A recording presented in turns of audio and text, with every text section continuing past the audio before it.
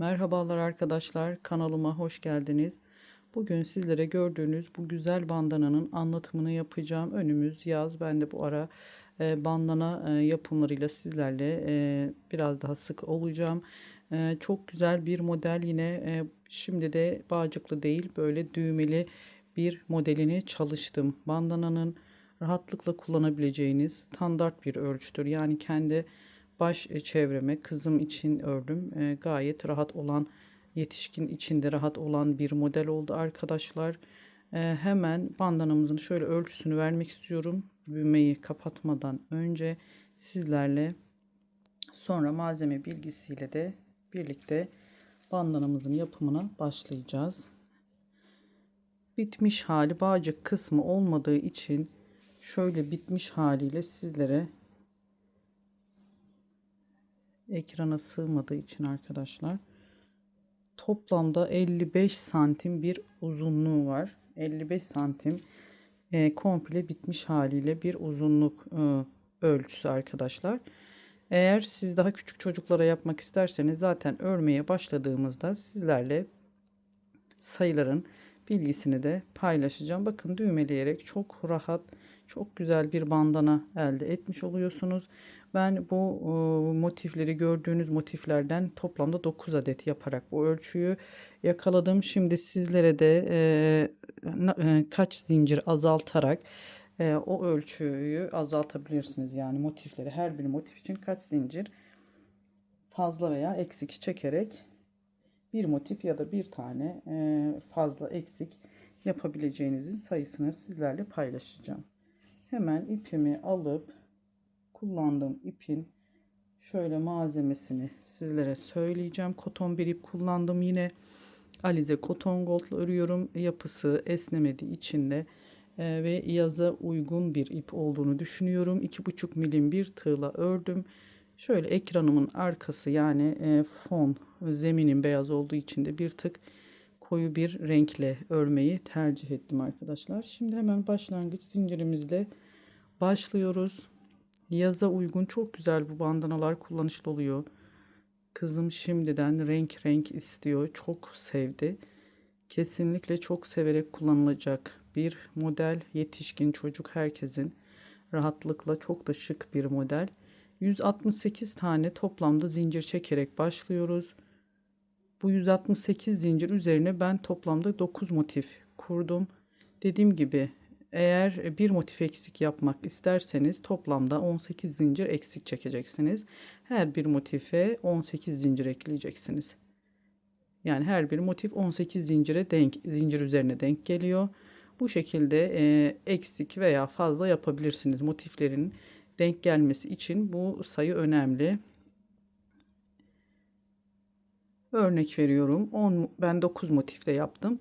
55 santim uzunluğunda, eğer 10 motif yapacaksanız 168 zinciri 18 daha ekleyeceksiniz. Daha eksik 8 motifle küçük bir bandana yapmak istiyorsanız da 168'den, örnek veriyorum, 150 olacak zincir sayısı. 18 zincir eksik yapacaksınız. Bu şekilde 168 tane zincir çekelim ve devam edelim. Evet, 168 adet zincirimizi çektik. Uzunca bir zincir oldu. Hemen şimdi ne yapıyoruz? Tığımı, ipimi aldım. 1 2 3 4 5 6 7 8 9 10 11 12.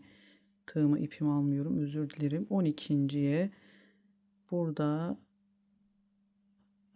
tam böyle zincir ortasına iki dalını birden şöyle üst tarafta olacak şekilde batıyorum ve kaydırma ilmeğiyle çıktım. 1 2 3 4 5 5 zincir çektim ve burada atlamak istemiyorum. Bakın, şöyle ipinizi en son battığınız yeri şöyle çekiştirirseniz burada ilmeğimiz var. 1 2 3 4 5 6.'ya yine batıyorum, kapattım. 1 2 3 4 ve 5. Yine bu tarafa kaydırıyorum. En son battığım yeri 1 2 3 4 5 6.'ya yine kapatıyorum. Bu şekilde 3, 4, 5 yuvalar oluşturacağız. Bu zincir çektiğimiz 168 zincir üzerine böyle yuvalar oluşturacağız komple. 1, 2, 3, 4, 5, 6.'ya yine batıyorum. Yani ortada tam 5 zincirimiz kalacak. 5 de burada çektiğimiz için karşılıklı denk gelmesi için böyle yuvalar oluşturacağız. Şimdi sıra sonuna kadar aynı yaptığım gibi 5 zincirle 6.'ya batarak her bir yuvayı oluşturalım. Sonrasında bir üst sırasına bandanamızın döneceğiz. Evet, sonuna kadar böyle yuvalarımızı oluşturduk. Tam denk geldi 168 zincir üzerine. İsterseniz sayalım. Ben hiç saymadım yani bu yuvaları yaptığımda. Çünkü motiflere odaklandığım için 1, 2, 3, 4, 5, 6, 7, 8, 9, 10, 11, 12, 13, 14, 15, 16, 17, 18, 19, 20, 21, 22, 23, 24, 25, 26, 27 adet yuvamız oluştu. Bu sayılarda yapmak isterseniz zaten buna dikkat edelim arkadaşlar. Hemen ne yapıyoruz? Şimdi 1, 2, 3, 4, 5 zincir çektim. Ve bakın 5 zincirlik ile oluşmuştu bu yuvalarımız. 1, 2, 3.'ye tam ortasını yine bulup sık iğne ile kapatıyoruz. Sonrasında buraya geçiş yaptık tam ortaya ve tığımıza hiç zincir çekmeden başına alıp diğer boşluğa toplamda 9 adet ikili trabzan yapıyoruz. 3, 4, 5, 6, 7, 8 ve 9. Toplamda 9 adet ikili trabzan. 2, 4, 6, 8, 9. Şimdi hemen yine zincirimizin düz tarafları bize dönük olacak şekilde hiç çevirmeden direkt bu tarafa doğru yönümüzü bulduk. Zincir çekmeden yine bu sıradaki yuvanın tam ortasına, yani 3. zincir içerisine kapatıyorum sık iğne ile.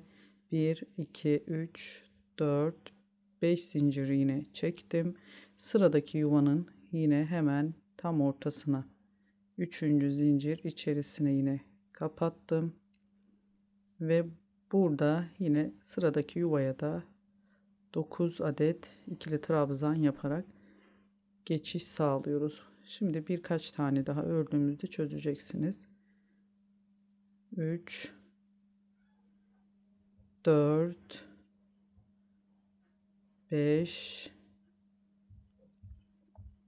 6, 7, 8 ve 9. Hemen bakın 2, 4, 6, 9 oldu. Şimdi sıradaki yuvamızın içerisine tam orta zinciri buluyoruz. Kapattık. 1, 2, 3, 4, 5 zincirle yine buraya bir yuva oluşturuyoruz. Tam ortaya batarak bakın bir yuva oluşturuyoruz bu ortalarda. Sıradakine yine tam içerisine 9 adet ikili trabzan yaparak devam ediyoruz. 3, 4, 5, 6, 7, 8, 9.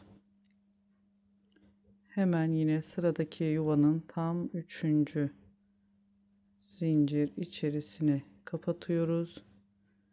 1, 2, 3, 4, 5 zincirle diğer bir yuvaya geçiş yaptık. Burada yine 5 zincirlik bir yuva oluşturduk. Hemen sıradaki yuvaya yine 9 tane ikili trabzan yaparak bu şekilde bu sırayı sonuna kadar örelim arkadaşlar. Sonrasında yine bu tarafa, karşı tarafa geçeceğiz. Aynı işlemi uygulayacağız. Sonuna kadar devam edelim. Evet, sonuna kadar geldim. Bakın, sondan yine bir tane motifimizi birlikte yapalım. Sonda 2 tane yuvamız kalmıştı. Sondan öncekine 9 tane trabzan yapıyoruz.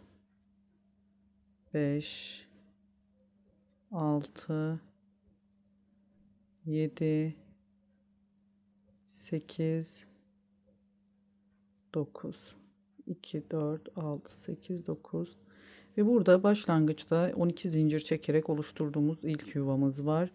Ne yapıyoruz? Hemen bu yuvamızda yine şöyle düz tarafını çevirerek net görmenizi istiyorum. 1, 2, üçüncüye şöyle bunu birleştiriyorum. 1, 2, 3, 4, 5 zincir çektim. Yine 1, 2, üçüncüye bir yuva oluşturdum. 1, 2, 3, 4, 5 zincir çektim. 1, 2, yine üçüncüye bir yuva oluşturuyorum. Bakın, hemen şimdi kalan burada arada zaten 2 tane zincirimiz vardı. Direkt bu yuvaya karşısına trabzanları ördüğümüz yuvanın tam karşısına yine aynı 9 tane trabzan örerek karşı tarafa geçmiş olduk. Aynı işlemi bu tarafta da yapacağız. 4, 5, 6, 7, 8 ve 9 tane trabzan yaparak, bakın burada yine altta, yani ilk başlarken oluşturduğumuz yuvalarımız vardı. Hemen ne yapıyoruz? Üçüncü zincir içerisine kapatıyoruz. 1, 2, 3, 4, 5 zincir çektim ve yine buraya, sıradaki yuvaya batarak tam tepe noktasına burada yine bir yuva oluşturdum. Hemen zaten trabzanlarımızın olduğu yuvaya geldik. Buraya yine 9 trabzan yapıyoruz karşılıklı. Bu sırayı da bu şekilde tamamlayacağız. Yani burada ne yaptıysak aynısını burada da yapacağız.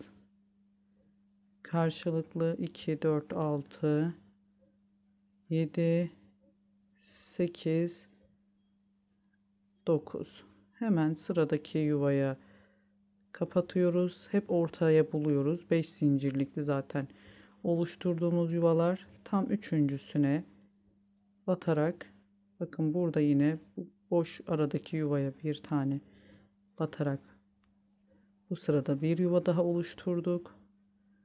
Ve şimdi trabzan olan yuvamıza geçtik. 9 trabzan yaparak ilerleyeceğiz.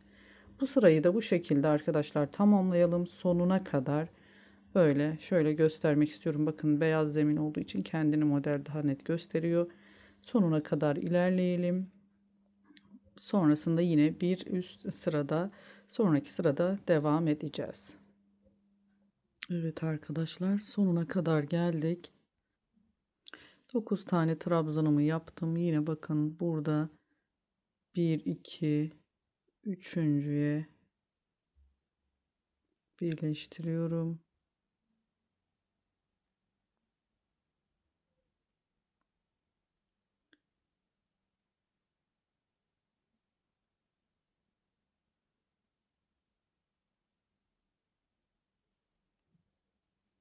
Evet, şimdi 1, 2, 3, 4, 5 zincir çekerek buradaki tam tepeye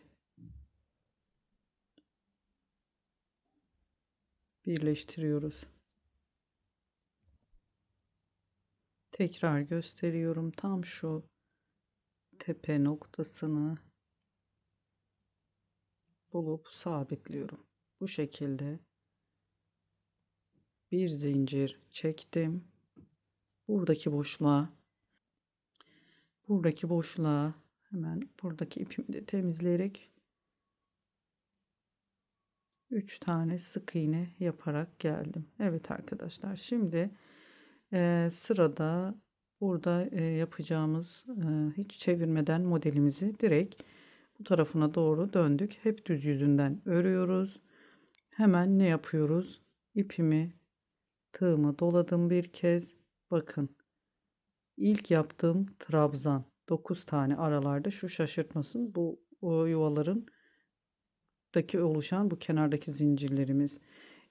İlk yaptığımız trabzan içerisine geçiş yaptım. Burada bir zincir çektim. Tekrar sıradaki trabzanın içerisine yine bir, başlangıçta zincir çekmeden geçtim ilk trabzana. Sonrasında zincir çekeceğiz. Aralarda bir tane zincirimiz olacak. Bir zincir çektim. Bakın, nereye battığımı göstermek istiyorum. Bu ara değil, tam zincir içerisine değil, şu tam trabzanın tam göbek kısmına, orta kısmına batarak yapıyoruz. Bir zincir çektim. Şöyle elimle ayırdığımda nereye battığımı da göreceksiniz. Arka zemin beyaz olduğu için net görünüyor. Burası değil. Trabzanın tam içerisine tekrar göstermek istiyorum. Bakın.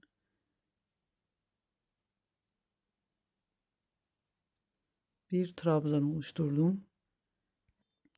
Bir zincir çektim. Hemen şöyle göstermek istiyorum.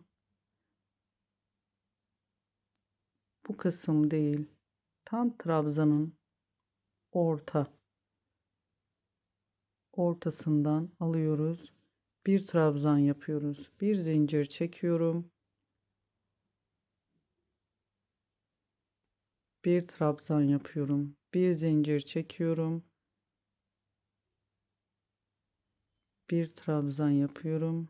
Bir zincir çektim. Bir trabzan yaptım. Bir zincir çektim. Toplamda yine 9 tane trabzan üzerine, burada saymıyoruz bunu, başlangıçta 1 2 3 4 5 6 7 8 9 trabzan yapıyoruz. Yani altta 9 tane yuvamızın içerisine yaptığımız trabzanların üzerine birer tane yine trabzan gelecek şekilde aralarda bir zincir çekiyoruz ve hemen bakın, burada yuvalarımızın kenar kısımlarını, buralara batmıyoruz. Sadece trabzan üzerlerine yapıyoruz bu trabzanları ve hemen burada yine 5 zincirlik oluşturduğumuz yuvamızın tam ortasına sık iğne ile kapattık. Evet. Şimdi tekrar hiç zincir çekmeden ipimi, tığımı dolayıp, bakın, burada ilk trabzanın tepesine yine, yani ortadan alıyoruz. Bir zincir çekiyoruz. İlk seferinde çekmiyoruz. Sonrasında aralarda bir zincir çekerek ilerliyoruz. Bir zincir çektim. Bakın, battığım yerleri daha net görün istiyorum. Bir zincir çektim. Hemen şöyle trabzanımızın tam orta noktasına batıyoruz. Normal batış yaptığımız gibi değil. Yani şöyle göstermek istiyorum. Şöyle iki tepesi değil de iki dalını alarak tam böyle orta kısmına batıyoruz. Bir zincir çektim. Bir trabzan, bir zincir çektim. Bir trabzan, bir zincir çektim. Bir trabzan yaptım. Toplamda bakın, 1 2 3 4 5 6 7 8 9 trabzanımız oldu. Yine aradaki 5 yuva, 5 zincirlik yuvamız var. Hemen orta noktayı buluyoruz. Tam üçüncüye kapatacağız.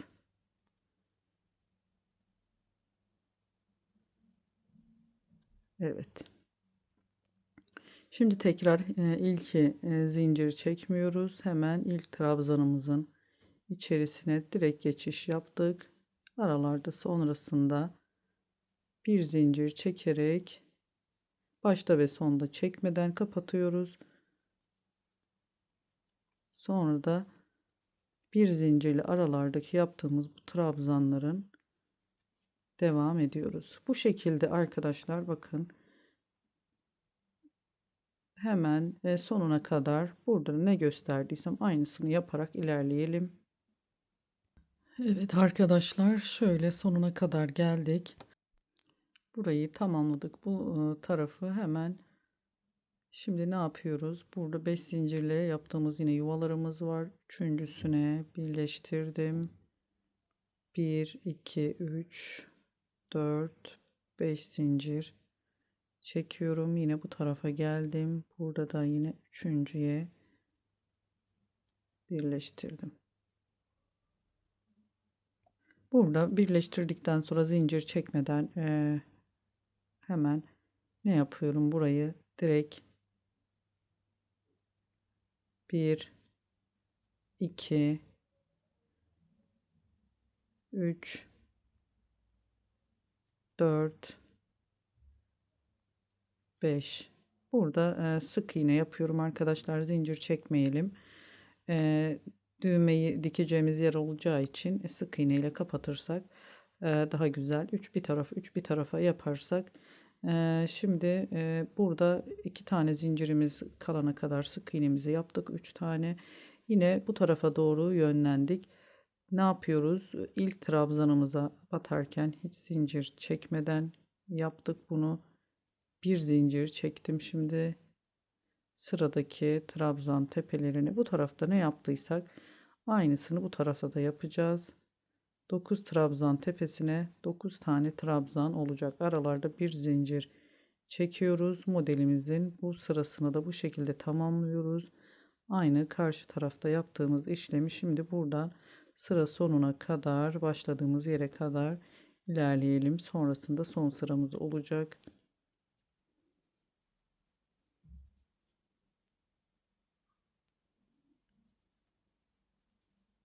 Toplamda 9 trabzanımız olacak. Sayalım. Şöyle 2 zinciri saymadan 1 2 3 4 5 6 7 8 9. Hemen burada yine tam ortayı bularak sık iğne ile kapattım. Şimdi yine direkt ilk trabzan tepesine zincir çekmeden geçtim. Yine aralarda bir zincir çekerek modelimizi örmeye devam ediyoruz. Bakın arkadaşlar bu şekilde ilerleyelim ve sıra sonuna kadar devam edelim. Modelimizi örmeye toplamda 9 motiften oluştu. Sonrasında yine buraya geldiğimizde birlikte sizlere ne yapmamız gerektiğini söyleyeceğim.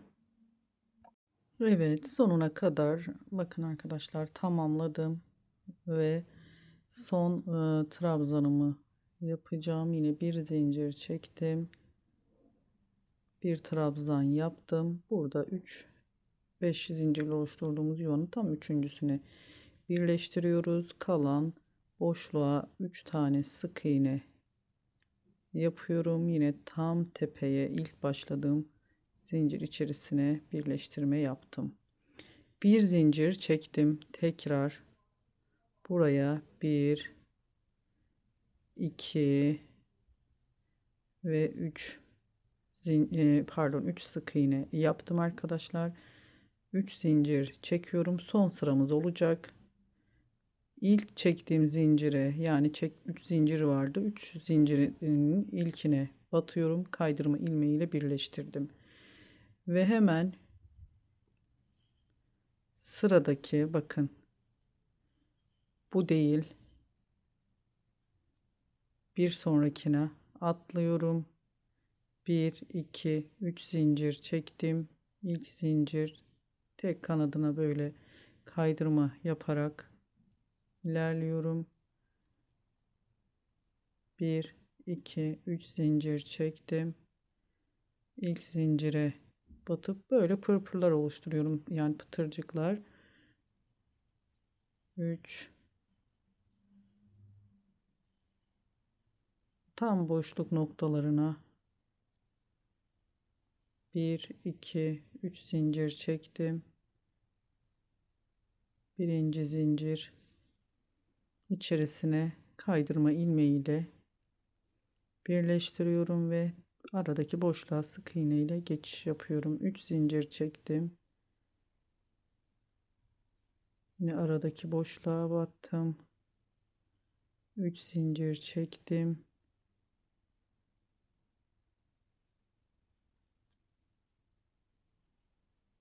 Bir, iki, üç zincir çektim. Toplamda 8 adet olacak bu pırpırlarımız. Bakın 2, 4, 6, 8. 9 trabzan tepesine 8 tane denk gelecek. Yine sonlardaki yani aralara battığımız için aralardaki bu 9 trabzan, bakın 1 2 3 4 5 6 7 8 9 trabzan arasına batıyoruz. Şu boşluklara battığımız için 8 tane tepecik böyle oluşturacağız. Hemen hiç zincir çekmiyorum. Buradaki aradaki tam birleştirme noktası var. Bu içerisine yine bir sık iğne ile kapatıyorum ve 1 2 3 zincir çekip yine aynı işlemi uyguluyorum. Bakın burası değil, ilk trabzanımızı yaptığımız yerde, bura hemen yanındaki boşluğa batıyoruz. 1 2 3 alt sırada yaptığımız 9 tane trabzanın tam ara boşluklarına 8 tane zaten oluyor. Oralara batarak ilerliyoruz. Toplamda da 8 tane böyle tepe tomurcuk yani pıtırcık ne derseniz ondan oluşturuyoruz. 1 2 3 tepelerine denk gelecek şekilde sonuna kadar bu şekilde ilerliyoruz. Aralarına da yine sık iğne ile batıyoruz.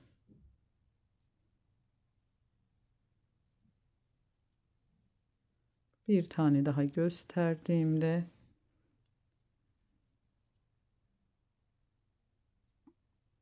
çok hızlıca çözmüş olacaksınız. 1 2 3 şu birleştirme yerini göstermek istiyorum. Bir daha bakın 1 2 3 8.'yi yapacağım şimdi. Bu boşluğa battım. Bakın 9. trabzanım oluyor. Sadece arada kalan şu boşluklara batarak ilerliyoruz. 1 2 3 4 5 6 7 8 tane tepe noktası oluyor. Bu şekilde hemen ne yapıyoruz? Burada bir önceki sırada bu 5 zincirlik yuvaya battığımız yere, birleştirdiğimiz yere yine aynı noktadan bir sık iğne yaparak kapatıyoruz. 3 zincir çektim. Yine ilk zincir içerisine kaydırma ilmeği ile yine ilk trabzanımdan itibaren bu aradaki boşluklara bu şekilde pıtırcıklar oluşturarak bandanamızın son aşamasını da yapmış olacağız arkadaşlar. Şimdi sonuna kadar gelelim. Komple, hatta burayı zaten ilerleteceğiz. Buraya kadar geldiğimizde yine ben burayı göstereyim size ne yaptığımı. Hemen hızlıca bandanamızı tamamlayalım. Evet, sonuna kadar bu sırayı yaptım. Hemen geldik. Burada düğmeyi dikeceğimiz kısım olacak bu tarafta. Sık iğne ile yapmıştık. Şimdi hemen bir ikinciye yine birleştirmesini yapıyoruz. Burayı komple yine sık iğne yaparak bakın buraya kadar geliyorum. Hemen 1 2 3 zincirle aynı şekilde burada ne yaptıysak burada da aynısını yapacağız. İlk trabzanımız bu oluyor. Yanındaki boşluğa kapatıyoruz. 1 2 3 zincir. İlk zincire yine kaydırma ilmeği ile tepecik oluşturuyoruz ve aradaki boşluğa sık iğne ile kapatıyoruz. Bu kadar da arkadaşlar. Sonuna kadar burayı da gelelim. Düğmemizi dikeceğimiz kısım burası olacak. Dilerseniz burada sık iğne sayısını hani şöyle bir araya toplanmaması için bir iki tane daha çift batarak da yapabilirsiniz. Yani bir boşluğa iki sık iğne. Sonuna kadar gelelim. Bu tarafta yine bir yuva oluşturacağız. Düğmemizin iliği için, yani ilik oluşturacağız. Sonrasında da bandanamızın düğmesini dikip tamamlayacağız. Evet, sonuna kadar geldik. Şöyle son tepecik noktasını oluşturup ikinci sık iğneye şöyle 1-2 birleştirdim. Burada kalan noktadaki sonuna kadar olan 3 tane de sık iğne yapıyorum.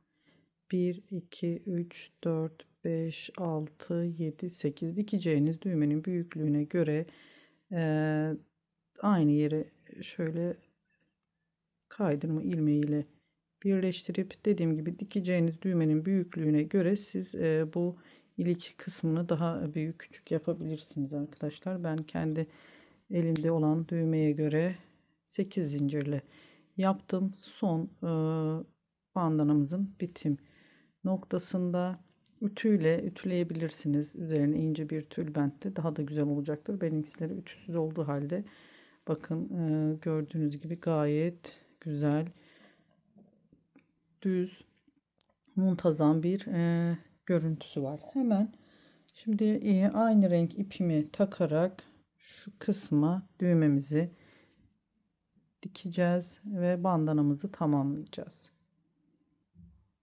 Düğmemin önce şu altından geçiriyorum, ipi altta kalsın diye. Yani örgümle düğmemin arasında kalması için bu şekilde geçirdim. Şöyle yerleştirdim. Karşılıklı birkaç kez sabitleyeceğim. Şöyle alttan yukarıya geçirdiğimizde de şöyle örgüye denk gelsin iğnemiz.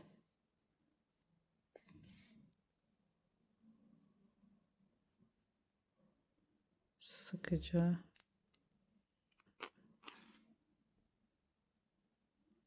üç kez ben tekrar ediyorum bu işlemi.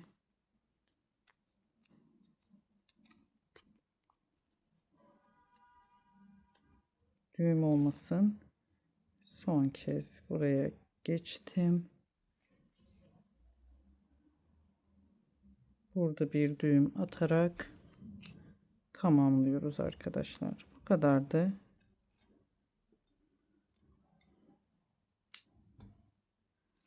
Bandanamızın yapımı.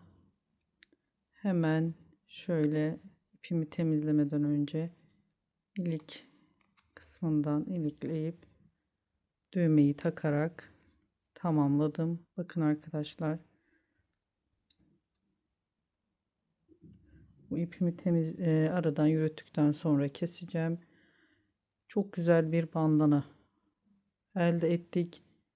Dediğim gibi verdiğim ölçü standart ölçü. Siz eğer büyük ya da daha küçük yapmak isterseniz motiflerde her motif için 18 zincir eksik veya fazla yaparak bu bandanayı uzun, daha büyük, daha da küçük yapabilirsiniz. Beni sabırla dinlediğiniz için çok teşekkür ediyorum.